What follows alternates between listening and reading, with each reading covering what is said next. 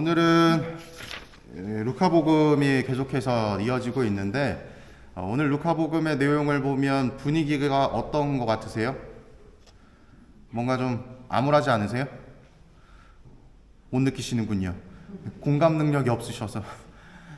오늘 분위기를 보면은 예루살렘이 멸망하는 내용이 나오게 되죠. 적군들이 이 포위를 하고 또 뭐라 그러죠? 산으로 달아나고 또 어떤 이들은 예루살렘에 들어가지 말라 그러고 그때가 이제 징벌의 날이다라고 하면서 이 성경에서 기록되어 있는 이 최후의 날을 암시하는 것처럼 이제 보여집니다.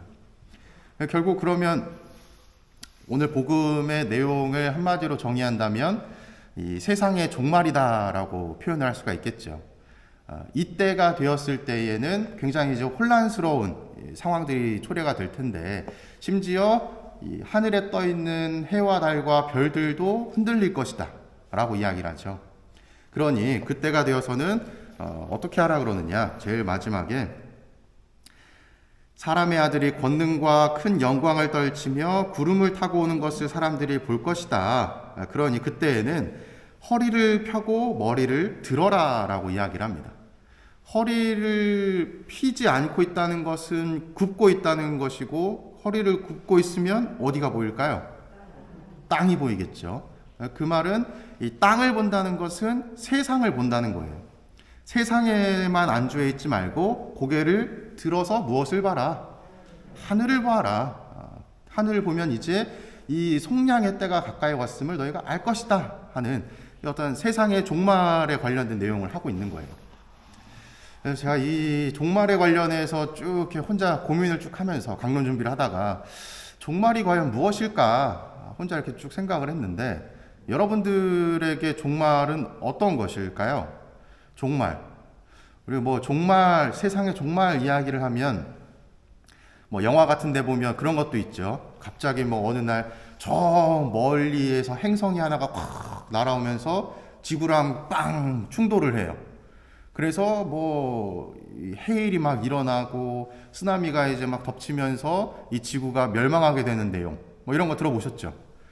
그런 거나 아니면 지금도 난리인데 러시아랑 우크라이나처럼 갑작스러운 세계 전쟁이 발생을 해서 서로 핵을 쏘고 난리를 치면서 갑자기 이 지구가 이제 멸망하는 때, 혹은 요즘에 계속해서 이제 거론되고 있는 이 지구 온난화 문제를 통해서 환경적인 변화로 인해서 자연스럽게 이 세상이 멸망하는 것, 이런 모든 것들을 우리가 이제 멸망이다라고 생각을 할 수가 있겠죠. 그러한 멸망들이 일어나게 될 때에 우리의 마음은 어떨까요? 이제 다 끝났구나 하는 암담함도 있을 거고, 또 한편으로는 후회스러운 마음도 들지 않을까 싶어요. 왜냐하면 내가 뭔가를 이룩하고 싶었던 것들, 혹은 내가 하고 싶었던 것들, 해소하고 싶었던 것들, 무언가 성취하고 싶었던 모든 것들을 이룰 수 있는 기회가 이제 사라지기 때문에 이 세상의 멸망이라고 하는 것이 나에게 굉장히 어떤 다양한 감정으로 와닿으실 겁니다. 그리고 그 모든 것들에 대한 감정을 하나로 취합을 한다면 이 후회스러움이 제일 많이 일어나지 않을까 싶어요. 물론 어떤 분들은 감사함을 느끼면서 사실 분들도 있겠지만, 인간의 특성상 항상 감사보다는 후회가 먼저 있는 것이 그 순서이기 때문에 아마 후회스러운 감정들이 많이 생기지 않을까.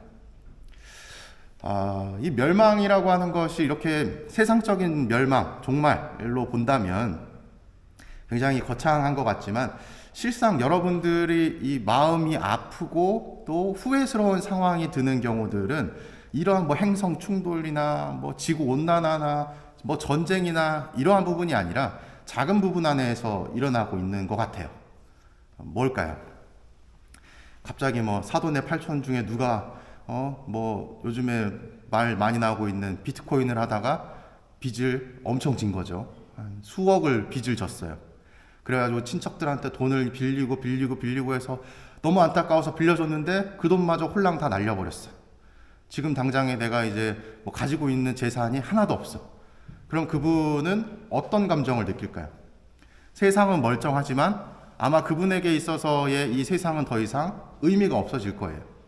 왜냐하면 내가 믿고 있고 내가 내 전부라고 생각했던 이 재산이 홀랑 날아가 버렸기 때문에.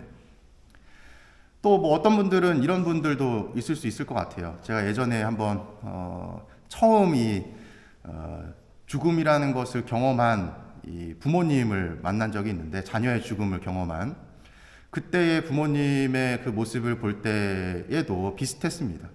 이 세상의 모든 것을 잃은 것 같은 표정으로 울음을 토해내시고, 또 뭐 소나기에는 힘 하나 들어가지 않는 그런 참담한 모습을 살펴봤었죠. 그분에게는 이 종말이라고 하는 것이 뭐 아까 말씀드렸던 행성 충돌, 지구 온난화, 세계 전쟁 이러한 것이 아니라 이 자녀의 죽음을 통해서 생기는 이 세상의 종말일 겁니다. 누구의 세상? 나의 세상. 뭐 이처럼 우리에게 있어서 종말이라 함은 뭐 거창한 것이 아니라 내가 믿고 있는 것이 허물어질 때 느끼는 이 종말이 아닌가 하는 생각을 하게 됐어요. 이 신앙 안에서의 종말은 어떤 의미를 지니고 있을까요? 이 신앙 안에서의 이 종말이라 함은 우리가 일반적으로 생각하는 시작이 있고 끝이 있는 상황이 아니라 그 끝이 마치 새로운 시작이 되는 시점이라는 의미를 지니고 있어요. 우리가 뭐 장례미사 때나 이럴 때 보면 죽음이 끝이 아니다 라는 이야기하는 거 들어보셨나요? 새로운 시작이다. 우리에게 이 세상적 이 신앙 안에서의 종말이라는 의미는 사실은 끝이 아니라 새로운 시작이라는 의미를 지니고 있습니다.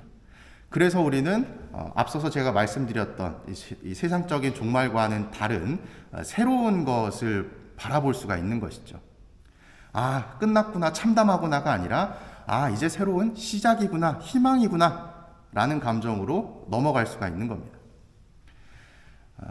여러분들에게 이 종말이라고 하는 것이 지닌 의미가 조금은 달라지시면 좋겠다라는 생각을 오늘 좀 하게 됐습니다.